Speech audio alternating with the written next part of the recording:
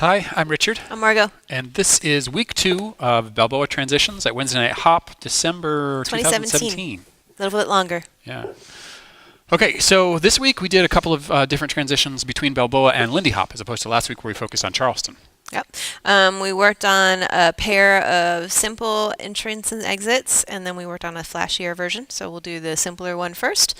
This was from Pure Bell.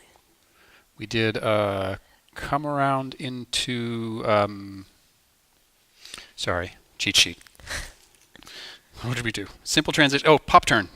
We did an underhand turn. Yeah, underarm turn into the stretch away on 3. Yeah.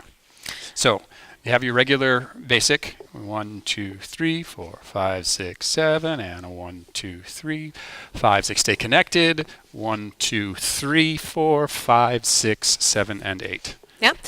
Follows one of the things that we talked about was making sure that we don't try to anticipate whether the lead is going to be doing a Balboa move or a Lindy Hop transition like this. We want to be staying in our Balboa mindset as long as possible until we actually get the physical cues to change.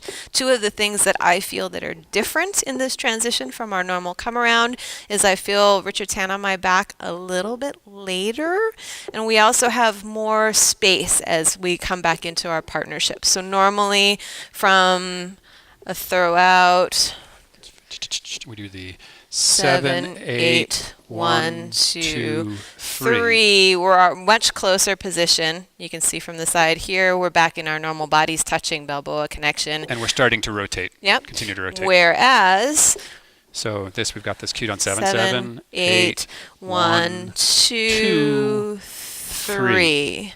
So I can feel the connection a little bit later, and I have a whole lot more room. And I also have a visual cue.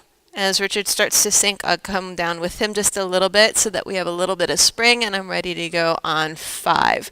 The other change that happens is this drop down to Lindy handhold with the outside hand. And that happens while I'm doing the over the head connected underarm turn. Yeah. And after that, you just go straight into Lindy. You do Lindy swing outs. Yep. And then we did an exit from Lindy back into Balboa for those of you who don't want to be doing too much Lindy hop on a dance floor. And we did that with just the Lindy circle. So you've got this 1, 2, 3, and 4, 5, 6, 7, 8, and then right back into pure bow. And the way this works, much kind of the mirror image of the entrance, where we make space and we stretch away on the second half of that move. The second half of the Lindy circle, we come into closed instead of staying in a V shape like we would in a normal Lindy circle.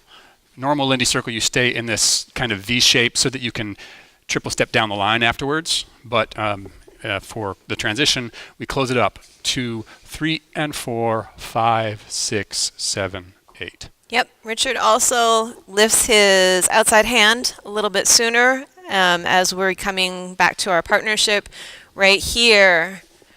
So I can already feel that something is different. It's on 3 and 4. With this hand. Kind of all the changes happen for leaders on 3 and 4. On 3 and 4, I bring up the bow hand and I close up the partnership. Yep.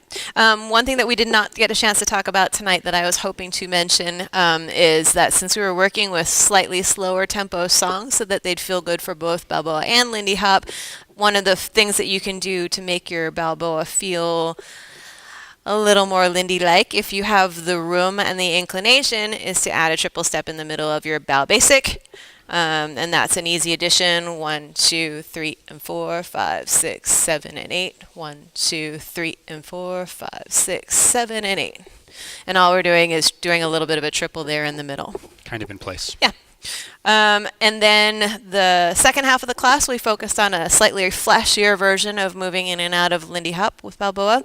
The first move that we did was throwouts with elbow catches. Elbow catches, yeah. Into a Lindy swing out. We worked a little bit on elbow catches first, and then we put them all together.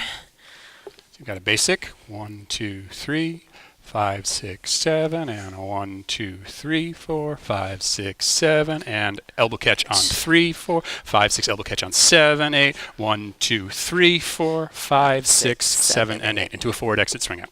Yep.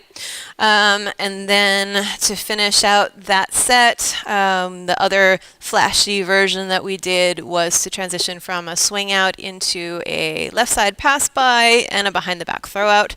So you've got this 1, 2, 3, and 4, 5, 6, 7, 8. 1, 2, 3, 4, 5, 6, 7, 8. Show it again from this side. This side.